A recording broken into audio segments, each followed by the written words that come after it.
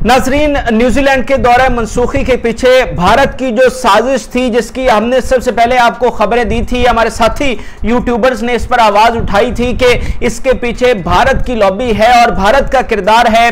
अब उसके सबूत बाकायदा तौर पर सामने आ चुके हैं और इस पर अब पूरी दुनिया का जो मीडिया है इस पर बात कर रहा है। जो सबूत पाकिस्तान की जानिब से सामने रखे गए हैं उन पर बहस हो रही है, इंडिया को एक्सपोज किया जा रहा है। इसके साथ साथ नाजरीन, जो इंग्लिश क्रिकेट बोर्ड है वो भी इस पर बोल पड़ा है।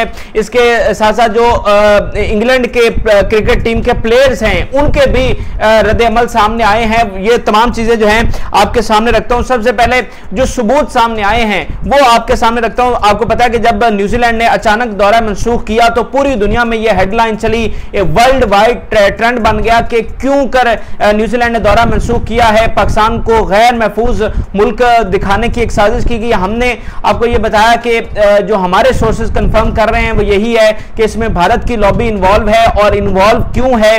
क्योंकि अफगानिस्तान में जो उन्हें शिकस्त हुई है उस पर वो तिलमिला उठे हैं और जो पाकिस्तान को वहां पर एक फतह, एक तरह की एक जीत हुई है, पाकिस्तान के नैरेटिव की, पाकिस्तान के बयानिए की जो जीत हुई है जिसको पूरी दुनिया मान रही है, तो ये चीजें भारत से हजम नहीं हो रही थी। अब पहले तो मजीद तमहीद बांधने से पहले मैं आपके सामने वो सबूत रखना चाहता हूं जो हमारी गवर्नमेंट की जानिब से दिए गए हैं। एक सबूत इनमें से वो भी है जो हमने पहले आपको दिया था, जो इन्होंने आर्टिकल शाया किए थे वो पहले भी हमने आपको दिखा दिए थे, लेकिन जो मजीद सबूत इनकी जानिब से रखे गए हैं वो आपको दिखाते हैं।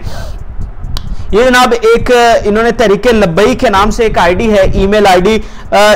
इस आईडी से जो मार्टिन गुप्टिल हैं, जो ओपनिंग प्लेयर हैं न्यूजीलैंड क्रिकेट टीम के, उनकी बीवी को ये ईमेल की गई है जिसमें ये लिखते हैं कि मार्टिन गुप्टिल रिटर्न इन कफन from Pakistan, prepare for funeral, long live Taliban, Tehreek-e Labbaik and Pakistan. अब ये जो मार्टिन गुप्टिल हैं उनकी फैमिली को ये ईमेल की गई है, तहरीके लब्बैक के नाम से एक आईडी बनाई गई है और ये तकरीबन 24 अगस्त को ये ईमेल की जाती है कि मार्टिन गुप्टिल जो हैं उनके आप फ्यूनरल के लिए तैयार रहें, उनके जनाजे के लिए तैयार रहें, क्योंकि पाकिस्तान से जो है वापस उनकी मैयत ही आएगी, वो जिंदा नहीं आ सकेंगे। इसके साथ साथ नाजरीन, ये जो दूसरा एविडेंस सामने आया है वो आर्टिकल है जो उस वक्त भी हमने आपको दिखाया था।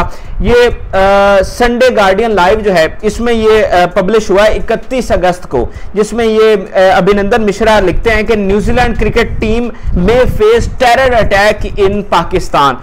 तो ये उस वक्त भी हमने आपको दिखा दिया था कि इनको एक माह पहले कैसे पता चल गया कि न्यूजीलैंड की टीम जो है वो टेरर अटैक वो उस पर होगा, और इनके कौन से जराए थे ये बता रहे थे, क्योंकि ये खुद वहां पर लॉबिंग कर रहे थे, खुद ये सारा प्लान कर रहे थे, तो इसीलिए इन्होंने न्यूज़पेपर्स में भी इसको छापा। इसके साथ नाज़रीन, ये जो तीसरा एविडेंस सामने आया ये बड़ा इंपॉर्टेंट है।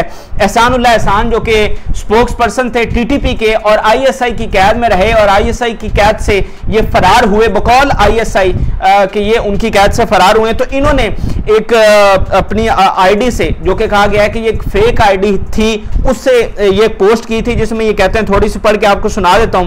The New Zealand cricket board and the government should not send their cricket team to Pakistan because the security situation in Pakistan is not good as far as I know. A global jihadi organisation IS is looking for a big target in Pakistan. That target could be the New Zealand cricket team, so that can attract the attention of the media and to prove its presence in Pakistan. तो ये main उसका मुद्दा है कि ये धमकी दे रहा है कि जो है वो जो न्यूजीलैंड की टीम है उसके लिए प्लानिंग हो चुकी है, वहां पर उस पर अटैक किया जाएगा। तो मैं न्यूजीलैंड की टीम को कहता हूं कि उनकी मैनेजमेंट को कहता हूं, उनकी हुकूमत को कहता हूं कि वो अपनी टीम जो है पाकिस्तान में ना भेजे, वरना उन पर एक बहुत बड़ा अटैक होगा। अब ये साबित हुआ है कि ये जो एहसानुल्लाह एहसान है, ये जिस आईडी से ये पोस्ट की गई है ये फेक आईडी थी, उसके नाम से बनाकर, यानी चूंकि ये टीटीपी का स्पोक्स पर्सन है तो इसलिए न्यूजीलैंड गवर्नमेंट को ये यकीन दिलवाने के लिए कि ये एक ऑथेंटिक बंदे की जानिब से ये पोस्ट की गई है, तो ये थ्रेट जो है ये जेन्युइन थ्रेट है, तो ये यकीन दिलवाने की कोशिश की गई। और ये जो आईडी है ये भी भारत की जानिब से बनी है। तो इसमें तो नाज़रीन इसके साथ कुछ और सबूत भी हैं, लेकिन मेन जो चीजें हैं वो मैंने आपके सामने रख दी हैं, जो ये चीजें साबित कर रही हैं कि इसमें भारत का किरदार था, लेकिन अहम बात नाजरीन इसमें आपने ये भी मद्देनजर रखनी है कि बेशक भारत की लॉबी इसमें मुलव्वस थी, लेकिन वो जो आप कह रहे थे कि हमारे पास फाइव आइज है, हमारे पास इतनी इंटेलिजेंस एजेंसीज हैं, हमने CIA के साथ भी हमारी कोलैबोरेशन थी, ब्रिटिश की जो इंटेलिजेंस एजेंसी है उनके साथ भी हमारी कोलैबोरेशन थी जो न्यूजीलैंड की हुकूमत कह रही थी। तो इतना फेक थ्रेट जिसको हमने 2 दिन में क्लियर कर दिया, जिसको आपने हमें इवन हमारे साथ शेयर भी नहीं किया, हमने उसके बावजूद आपके सामने सारी चीजें खोल के रख दी, तो फिर आपकी इंटेलिजेंस एजेंसीज क्या कर रही थी कि वो इस फेक थ्रेट को भांप ही नहीं सकी। तो इससे नाज़रीन जो है ये चीज साबित होती है कि बेशक भारत का इसमें किरदार था, लेकिन न्यूजीलैंड और ये इंग्लिश क्रिकेट टीम और ये सारे लोग जो हैं ये भी इसमें बाकायदा तौर पर शामिल थी और ये उनकी सूची समझी साजिश थी। ये ऐसा नहीं हो सकता कि भारत ने उनको फेक आईडीज बना के उनको किया और वो उस पर राजी भी हो गए। उनकी भी इंटेलिजेंस एजेंसी है, दुनिया की बेहतरीन इंटेलिजेंस एजेंसी उनके पास हैं, तो उनको भी इसका मतलब सारी चीजों का पता था, इसीलिए वो हमारे साथ ये थ्रेट शेयर नहीं करना चाह रहे थे, क्योंकि उन्हें पता था कि अगर हम इनके साथ शेयर करते हैं तो ये मिनटों में वो कच्चा चट्टा खोल के रख देंगे तो ये तो फेक थ्रेट है, तो इसलिए वो हमारे साथ शेयर नहीं करना चाह रहे थे। मुद्दा मुख्तसर ये कि ये खुद भी उसमें इन्वॉल्व थे। आप सारा इल्जाम भारत पर ना दे, वो तो हमारा दुश्मन है, उसने तो करना ही करना है। अब आप कहेंगे जी दुश्मन ये कर गया, भाई उसका काम ही आपको नुकसान पहुंचाना है। आपकी हुकूमत या आपकी रियासत क्या कर रही थी? इसके साथ नाजरीन जोस बटलर का नाजरीन बड़ा अहम ट्वीट एक सामने आया है जो कि मैं आपके सामने रखना चाहता हूं। ये इस वक्त आहिस्ता आहिस्ता पूरी दुनिया में ट्रेंड बनता जा रहा है इनका ये ट्वीट है, क्योंकि ये जो गवर्नमेंट की पॉलिसी है या उनके क्रिकेट बोर्ड की पॉलिसी है उससे ये मेल नहीं खाता, तो मैं ये आपके सामने रखना चाहता हूं। जोस बटलर लिखते हैं, you feel for the people of Pakistan and the players who want to welcome teams back and have cricket in their home country. I have spoken to a few of the guys in the Pakistan Super League who have thoroughly enjoyed playing there, and it is unfortunate this time that it is not quite right and the board made their decision. I do hope, ये बड़ा important है, I do hope that the tour that is due to go ahead in 2022 is one that gets England back playing in Pakistan and I am able to play cricket here there for the first time in my career. अब ये बड़ा अहम tweet है जिसमें Jos Buttler कह रहे हैं कि वो मेरे साथी प्लेयर्स जिन्होंने वहाँ पर PSL में जाकर खेला है, मैंने उनसे बात की और उन्होंने मुझे ये बताया कि हमने बड़ा एंजॉय किया पाकिस्तान में क्रिकेट खेलते हुए।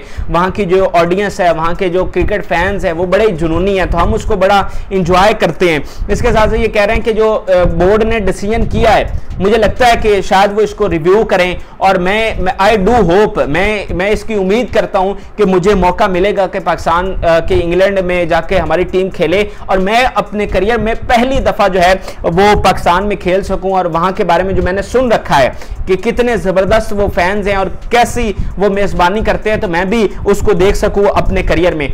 तो ये नाजरीन बड़ी ही अहम चीजें सामने आई हैं। अब जरूरत इस अमर की है कि जितने एविडेंसेस हम सामने लेकर आए हैं, अब पूरे तरीके से भारत को एक्सपोज किया जाए, न्यूजीलैंड को एक्सपोज किया जाए, इंग्लैंड को एक्सपोज किया जाए। देखें, हमने 2 दफा इंग्लैंड में अपनी टीम भेजी और ऐसे वक्त में भेजी जब सख्त कोरोना के दिन थे और यहां तक कि हमारे खिलाड़ियों को ये डांट डपट भी करते थे अगर कोई रूल्स में थोड़ी बहुत ऊपर ऊंच नीच हो जाती थी, हमारे खिलाड़ियों को डांट पड़ती थी। वहां पर हमने 2 दफा इनका टूर किया। न्यूजीलैंड हम गए, अपनी टीम को खतरे में डालकर हमने इनका टूर किया, लेकिन अब जब तमाम चीजें स्टेबल हो चुकी हैं, कोरोना का मसला नहीं है, सिक्योरिटी का मसला नहीं है, तो इन्होंने आकर जो है हमारी बदनामी करने की कोशिश की है। 25 करोड़ रुपए का पाकिस्तान क्रिकेट बोर्ड को नुकसान हुआ है। तो अब ये जो सारी चीजें सामने भी आ गई हैं, पहले तो हमारा मीडिया मफरूजों पर बात कर रहा था, तो अब जब तमाम चीजें सामने भी आ चुकी हैं तो अब हमें बड़े जबरदस्त तरीके से ये केस लड़ना चाहिए। कुछ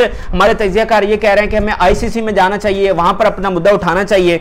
ठीक है, आप जाएं, लेकिन मुझे उससे कोई ज्यादा तवक्को नहीं है। आपको पता है इंग्लैंड, न्यूजीलैंड, ऑस्ट्रेलिया और फिर भारत, इनकी बहुत होल्ड है ICC में। और उस हवाले से आखिर में एक अहम बात आपको ये बता दूं कि इस वक्त जो ICC के चेयरमैन हैं, ये इससे पहले न्यूजीलैंड के जो क्रिकेट है उसके हेड थे, और जब इनकी वोटिंग हो रही थी ICC चेयरमैन के लिए तो पाकिस्तान ने इनकी मुखालफत की थी, जबकि ऑस्ट्रेलिया, इंग्लैंड, न्यूजीलैंड और इंडिया इन्होंने इनकी हिमायत की थी और इनकी हिमायत से ही वो चेयरमैन बने थे। तो आप सोचिए कि वहां पर हमारी कुछ दाल नहीं गलने वाली। जरूरत इस बात की है कि हम अपनी जो गैरत है उस पर स्टांस लें। देखें, दुनिया में इसलिए फॉर ग्रांटेड लेती है कि हम अपना जो स्टांस है, हम अपनी जो गैरत है उस पर खड़े नहीं होते। और ये बड़ी तलख बात मैं आपसे कर रहा हूं, लेकिन हमेशा ही ऐसा हुआ है। दुनिया हमें मुख्तलिफ तरीकों से पोर्ट्रे करती है, लेकिन हम उसको डिफेंड नहीं कर पाते, हमारा मीडिया उसको डिफेंड नहीं कर पाता, हमारी हुकूमत उस पर स्टांस नहीं ले पाती। लेकिन आज वक्त है, अगर आज भी हम खड़े नहीं होते तो फिर आने वाले दिनों में भी हमारे साथ ऐसा ही होता रहेगा। और इंग्लैंड ने पुल आउट किया तो उसके बाद मुमकिन है कि ऑस्ट्रेलिया भी ऐसा ही करे। लेकिन अगर हम खड़े होते हैं, दुनिया को एक्सपोज करते हैं जिन्होंने हमारे साथ ज्यादती की, तो फिर दुनिया जो है वो हमारा स्टांस मानने पर मजबूर होगी। तो ये कुछ अहम चीजें थी जो आपके सामने रखी। इस हवाले से आपकी क्या राय है मेरे साथ कमेंट सेक्शन में जरूर शेयर करें। इस हवाले से मजीद कोई अपडेट आती है आपके साथ शेयर करूंगा। फिलहाल के लिए इजाजत दीजिए, अल्लाह हाफ़िज़।